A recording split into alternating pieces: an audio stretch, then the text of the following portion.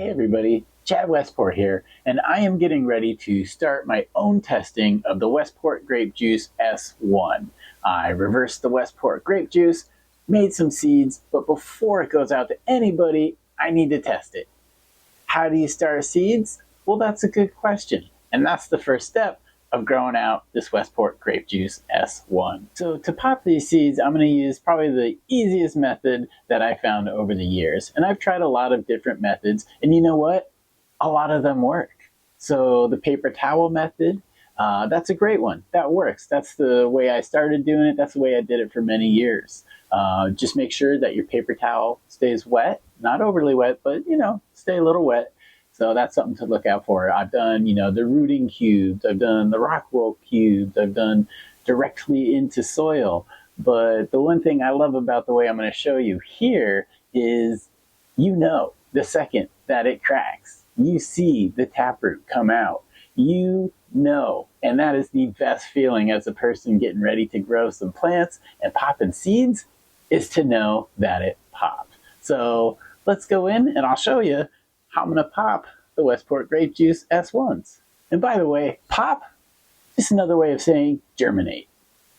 All right, now I would have used my cup for this, but this one has a white bottom, and that's going to contrast the seeds a whole lot better than the black bottom of mine. So I had to take the Weiss. Sorry about that.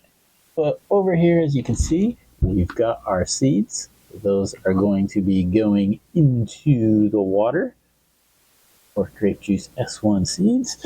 And over here, we've got our trusty water can. So in the watering can, I did a couple of things. I made sure it was a certain temperature, and I also put it at a certain pH level. Now, if you have room temperature water and you don't happen to pH the water ahead of time, you're still probably going to have good results. This is just a preference. It's not something that's super critical, but hey, if you have the opportunity to do it, why not? So I make the temperature of the water 68 degrees, which is usually room temperature.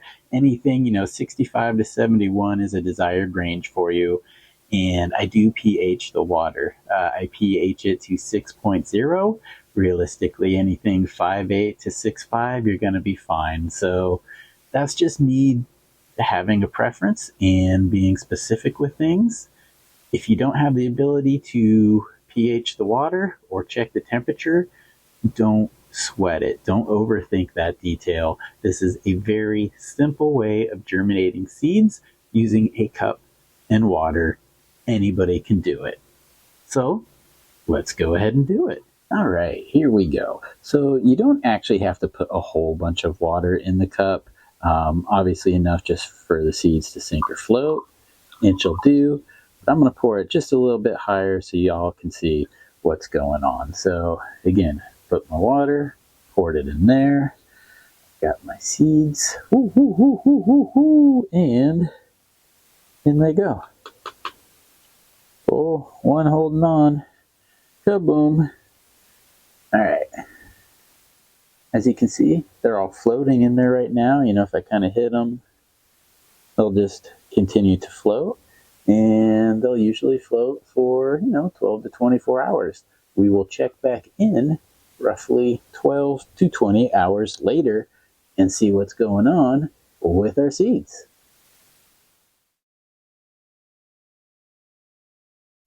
Here we are at about, a little less than 40 hours. As you can see, a whole bunch of tails. Looks like the majority of them have popped. And what I will typically do at this point is I'll just take them out, pour them out onto a paper towel, and then start putting them into my soil. All right, so let's pour these out into the saucer. Woo, there they go. Oh my goodness. Big tails. Big tails. Pull that back. Yeah, you can see all those now. Wow, that's a 36 to 40 hours. That's the germination rate we're getting on these. Wait, two not splitting yet. Everything else is ready to go in the soil.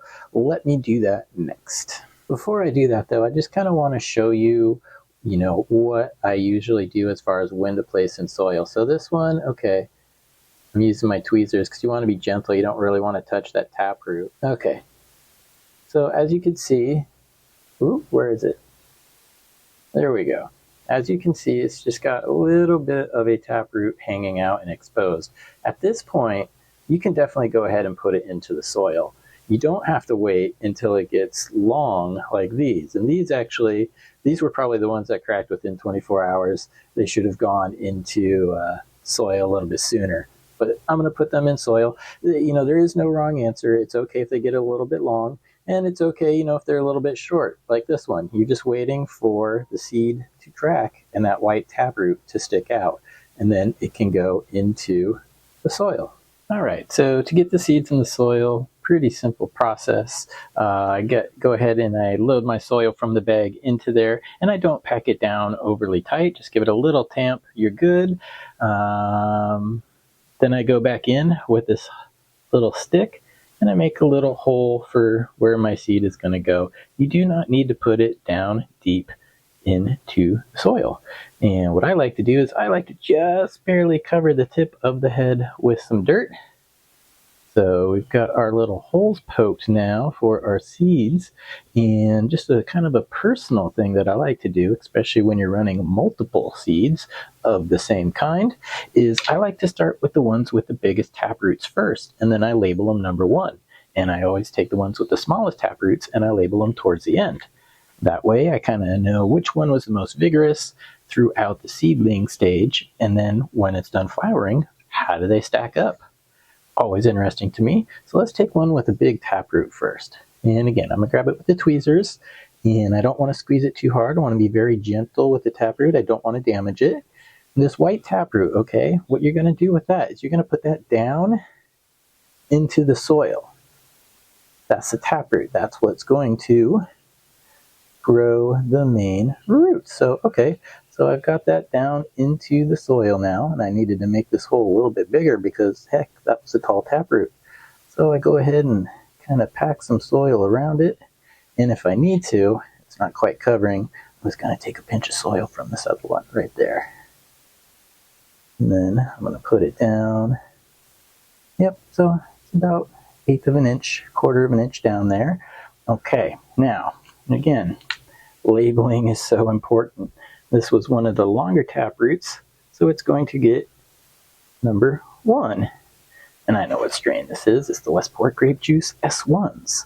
So I'm just going to write number 1 on it. And then what I do is I come back, and it depends on the size of the pot, usually between 50 and 100 milliliters of water. I'm going to pour right around where the seed went down. I'm not watering the entire soil yet. I'm just kind of watering around it. You don't want to, you know, soak the seed too much, but you want to get the soil below it, a little bit of moisture, so it grows into it. And then basically all you do is repeat those steps. That is the easiest way to germinate your seeds, get them into the soil, and start your growing adventure. So I am Chad Westport. Thank you for watching. Check me out on the website, chadwestport.com, Instagram, chad.westport, and right here on YouTube, Chad Westport. So until the next episode of the Westport Grape Juice S1 testing videos, everybody, party on!